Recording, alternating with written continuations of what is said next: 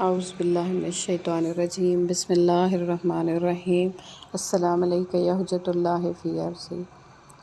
ساتھیو، امید کرتی ہوں کہ آپ سب اپنی فیملیز کے ساتھ خوش و خرم شاد و آباد ہوں گے۔ اللہ تعالیٰ آپ سب کو اپنی فیملیز کے ساتھ ہمیشہ خوش و خرم شاد و آباد رکھے۔ ساتھیو، آج جو ہے وہ بہت ہی امیزنگ قرآنی صورت کے ساتھ آپ کی خدمت میں حاضر ہوئے ہیں۔ ایک قرآنی واقعہ ہے، اس کے ساتھ حاضر ہوئے ہیں۔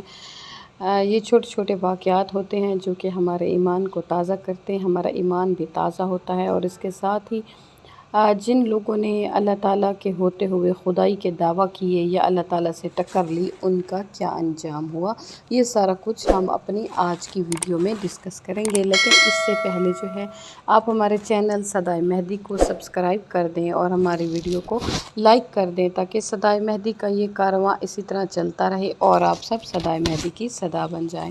یہ تو ساتھیوں اب چلتے ہیں اپنی ویڈیو کی طرف۔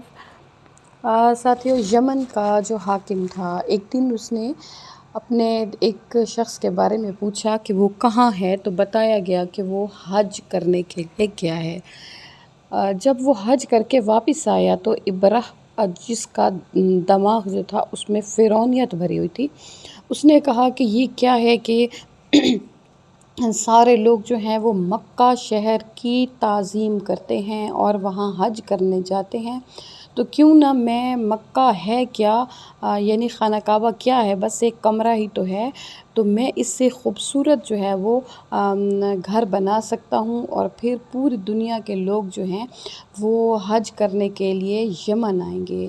ساتھیوں، اس کے ذہن میں یہ شیطانی وسوسہ آنا تھا، تو اس کے پاس پیسے کی کوئی کمی نہیں تھی۔ اس نے پورے ملک یمن سے جو ہے وہ قیمتی نوادرات، پتھر، اینٹیں، سامان، سارا کچھ اس نے اکٹھا کیا، اور پھر بڑے بڑے جو ماہر تعمیر تھے ان کو اس نے خانہ کعبہ کی، جو کہ یمن میں تعمیر ہو رہا تھا، اس پر لگا دیا۔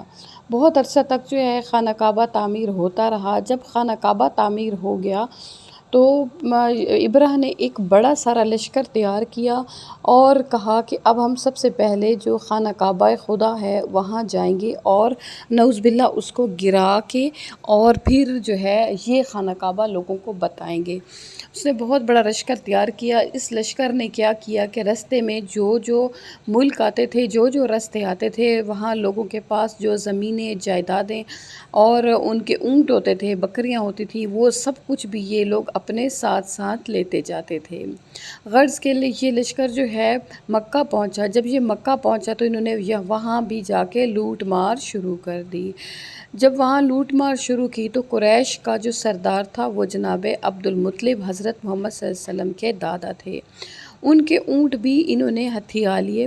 تو جناب عبد المطلب جو ہیں وہ ابرہ کے پاس آئے اور آ کے کہا کہ میرے اونٹ تمہارے لوگوں نے لے لیے ہیں، میرے اونٹ مجھے واپس کیے جائیں۔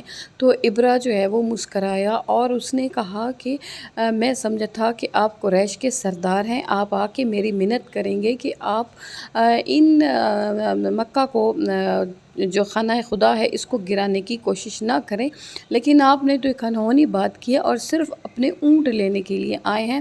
تو جناب عبد المطلب نے ایک بڑا ہی خوبصورت جواب دیا۔ آپ نے کہا کہ میں کیونکہ ان اونٹوں کا مالک ہوں، اسی لیے میں اونٹ لینے آیا ہوں، خانہ کعبہ کا جو ہے وہ مالک اللہ تعالیٰ ہے، تو اللہ تعالیٰ جانے اور آپ جانے۔ بس جو ہی حضرت عبد المطلب اپنے گھر کی طرف روانہ ہوتے ہیں تو ابرہ کا لشکر جو ہے وہ تھوڑا سا آگے بڑھتا ہے کہ خانہ خدا کو گرا دیا جائے، کہ اسی وقت آسمان سے اللہ تعالیٰ ایک لشکر بھیجتا ہے، ابابیلوں کا لشکر، جن کے منہ میں چھوٹی چھوٹی کنکریاں ہوتی ہیں، اور وہ ان کنکریوں سے جو ہے ابرہ کے لشکر کو مارتے ہیں، اور جس شخص کو ایک کنکری لگ جاتی ہے وہ ادھر ہی فی النار ہو جاتا ہے۔ تھوڑی دیر میں ہزاروں کی لاشیں جو ہیں وہ خانہ کعبہ کے باہر ہو جاتی ہیں، صرف ایک شخص بچتا ہے۔ اب کیا ہوتا ہے کہ جو ابرہ کا لشکر ہے وہ سارے کا سارا ادھر ہی نیست و نابود ہو جاتا ہے، صرف ایک شخص بچتا ہے جس کے پیچھے پیچھے ابابیل بھاگتا ہے لیکن اس کو کنکری نہیں مارتا۔ وہ شخص خوفزدہ ہو کر یمن کی طرف بھاگتا ہے۔ جب وہ یمن پہنچ کے اور اپنے منہ سے لوگوں کو حال احوال بتاتا ہے کہ ہمارے ساتھ اس طرح ہوئی ہے، اور واقعی خانہ کعبہ جو ہے وہ عام چیز نہیں ہے بلکہ اللہ تعالیٰ کا گھر ہے، اور اس کی حفاظت بھی اللہ تعالیٰ خود فرماتا ہے جب وہ لوگوں کو اپنے منہ سے یہ سارا واقعہ بتاتا ہے، اسی وقت جو ہے ابابیل اس کے سر پہ پہنچ کے اس کو بھی کنکر مار کے فنار کر دیتا ہے۔